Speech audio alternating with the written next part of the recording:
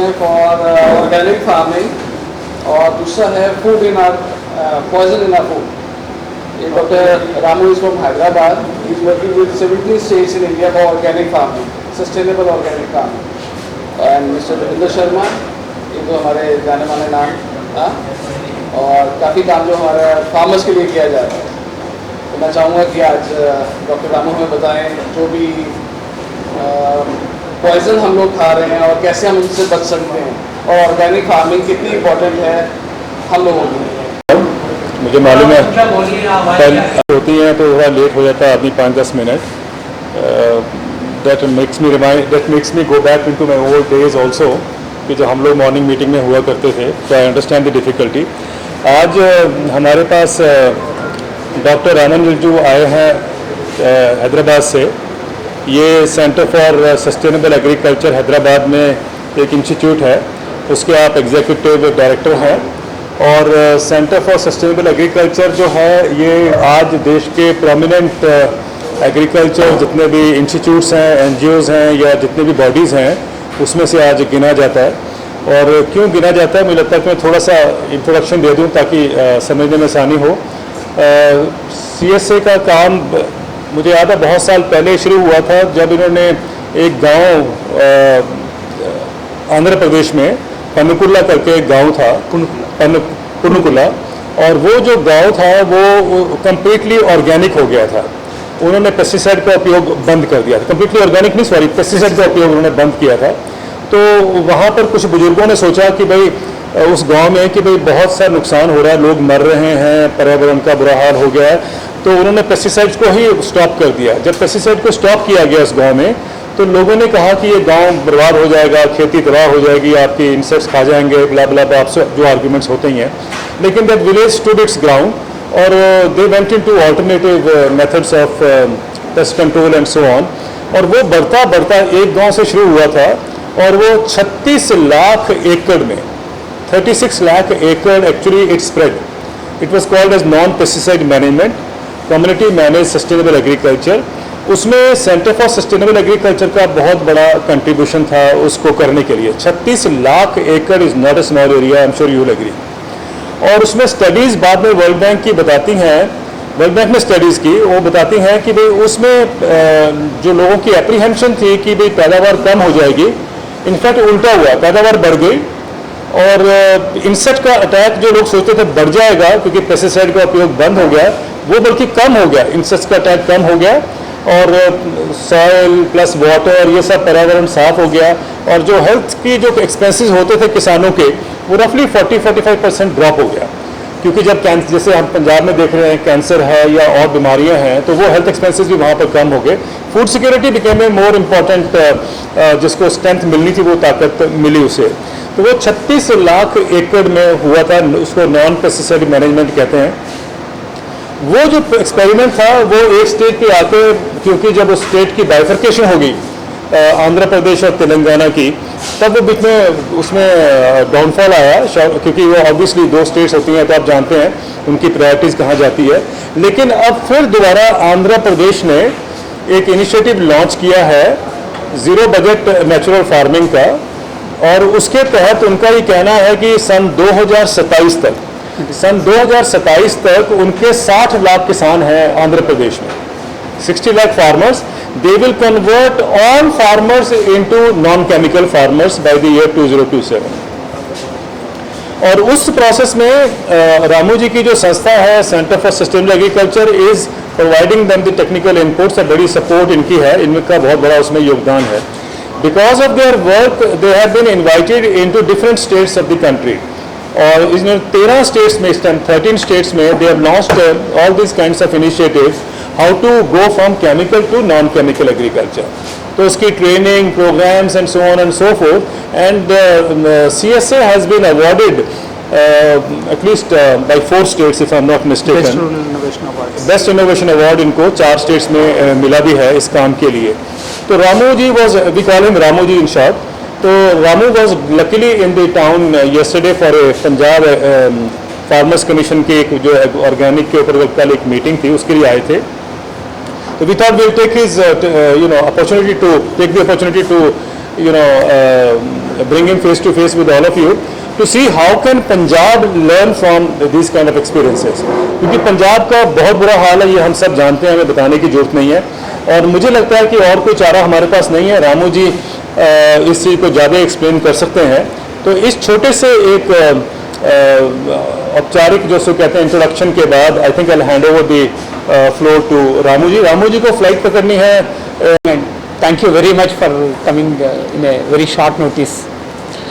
Like Devendra said, one of the major argument which agriculture universities and Department of Agriculture put forth is that pesticides are harmful, but it is inevitable kind of thing.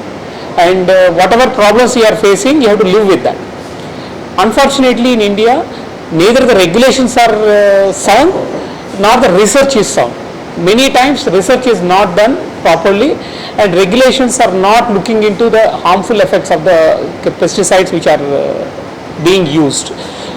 So for example, if you take Punjab case itself, the amount of pesticide load which is coming into food is very high, one of the highest in the country. Per hectare pesticide use if we take, Punjab has the highest in the country. How much is that, sir? Quantity wise it could be in total it is around 4,450 metric tons, and that is, if you look at actually Punjab as a state, you have only about 1% of the total cultivated area. But if you look at fertilizers, you use about 12% of the total fertilizers in the country. And if you look at pesticides, you use around what near about 30%. 7%. Yeah, around 7 or 8% of the total pesticides are used in, around 17 or 18% of the total pesticides are used in Punjab itself. And if you look at herbicides also, it is very high use. So all these high use has a lot of impact on the soil, water, as well as on the consumers who eat that. Cropping systems which are followed here, the rice wheat cropping system which we follow, soils lose more and more nutrients because you don't have a pulse crop in between. You should have pulse crops in between, but you don't have pulse crops, so it's largely predominantly rice wheat, otherwise it is cotton. So soils become sterile, so you use a lot of chemical fertilizers. So groundwater levels are also going because you are moving into high water intensive crops again. So today across the world, if you take, the groundwater level fall is highest in Punjab. If you take a geographical area across the world, the rate at which groundwater level is falling is groundwater. So pretty soon we may be left with a situation where you don't have water to drink even, because the amount of chemical fertilizers which are used. So if you take any of these chemical fertilizers, use efficiency is less than 30%. Rest of the fertilizers gets into your groundwater and makes it, you can't drink it. So obviously, whether it's about canal water or whether it is your groundwater, whether you are looking at your lake tanks, everything is getting contaminated because of the runoff which is happening. So that's one area which we need to be concerned with. Second area, because it is rice and wheat system, and in between rice and wheat the gap is very short, there is a lot of burning which we are seeing happening around, and that burning, stubble burning, and very unfortunately, in the last 60 years of agricultural engineering research in this country, we never come across a small machine which can be used in the small plots like us. So you have the huge machines which has a kind of cutting edge where they can cut only at a particular height, because that is designed for the farms which are in the West, Europe, US kind of farms. So they cut at a height, and rest of it removing and using it is becoming uneconomical. That is becoming uneconomical because the prices are pretty low. So farmers feels investing additionally on removing stubbles and using is useless. So they burn off. When they burn off, the kind of air pollution which is happening, it started almost in 2000. Today 2018. So almost for the last 18 years people are talking about it, but government never took an action, never took an initiative to support farmers in terms of taking a more sustainable solution for this stubble burning. So today it is actually reaching out to Delhi, and then entire air pollution is happening. And now government is trying to invest in terms of correcting that part. If they have invested in the production level itself, it would have been much easier. Same is happening with water also. So if you have stopped using it, your water would have been purer. And you have not done that. Now government invests in cleaning up the rivers, cleaning up the waters and all. So end of pipe solutions where government is investing, rather than that they should move into actually solving it at the source. In production, chemical use, water use, which is increasing, that should be solved. Second, in terms of cropping patterns, today the entire support systems from the government, or say if you look at actually the entire procurement, rice and wheat is what is procured, so obviously farmers will go for that. Unless you have procurement system for other crops, make other crops also economically viable, farmers won't shift. And whatever water you are using, there is no restriction on that. In fact, you are incentivizing it by giving free power. So obviously people use it more and more. So how that can be regulated as a system is an important issue. Another important issue we also need to think of from a consumer's point of view. All of us, if we start eating only rice and wheat, obviously farmers also will grow only rice and wheat. So we also need to diversify our foods. We also need to be cautious about what we are eating and what food is doing to the environment before coming to it. We need to think of that part as well. So most of the chemicals which are used in agriculture, we feel they're used in agriculture so they're not affecting us. But less than 1% of the chemical is what kills insects. Rest of it goes into your water, rest of it goes into your air, rest of it comes into your food. When some study is done by some organization and a newspaper carries an article saying your soft drinks have water, chemical pesticides, or probably noodles have your pesticides, we all get worried and then forget in the second day. But it's just because they are only tested, other things are not tested. If they have tested your water, if they have tested your tea, they test your coffee, everything is contaminated today with pesticides.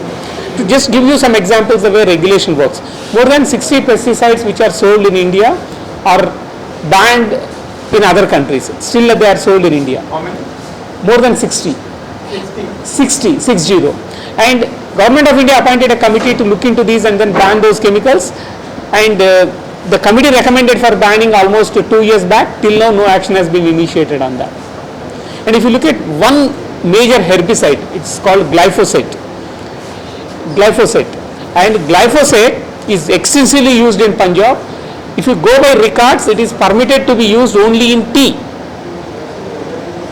And you can imagine how many acres of tea you have in Punjab or Haryana. Glyphosate. Glyphosate, which is Monsanto's Roundup Ready. Roundup, which is a herbicide. Yeah, And many times when we talk to the government says it's a farmer's choice. We don't. How do we stop that? Or